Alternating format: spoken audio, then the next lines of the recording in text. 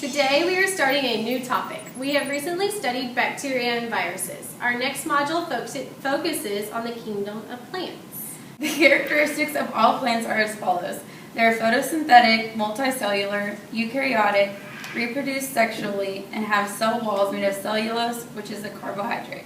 Right. Plants are divided into two major groups depending upon their characteristics. The first group is non-vascular plants, which have no true roots, stems, or leaves. Examples include mosses, liverworts, and hornworts. The second group is vascular plants, which contain phloem and xylem.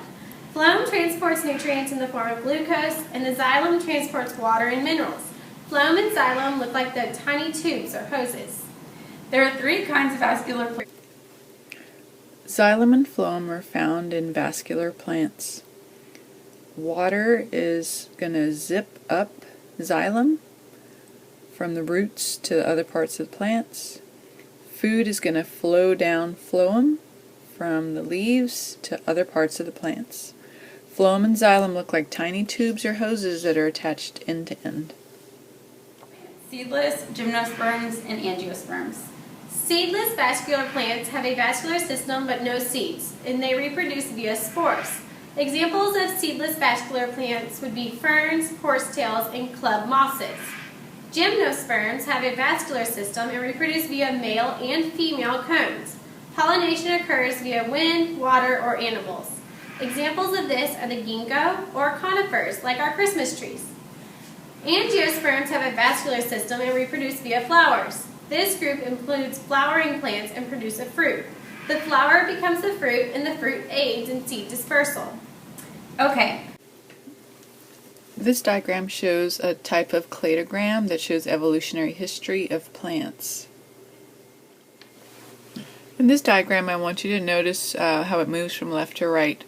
Notice green algae, then non-vascular plants, and then vascular plants with spores, plants with seeds that are gymnosperms that have seeds in cones, and then angiosperms that have seeds in flowers. Then you have monocots and dicots. Non-vascular plants such as hornworts, liverworts, and mosses do not have true roots, stems, or leaves. Seedless vascular plants have xylem and phloem but do not have seeds. They reproduce via spores. Some examples are ferns, horsetails, and club mosses.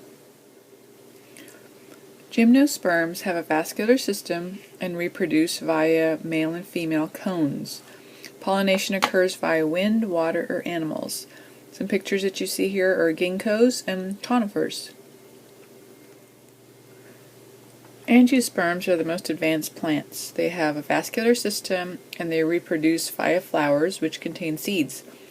This group has produced fruit, and inside the fruit would be seeds that would aid with dispersal of seeds.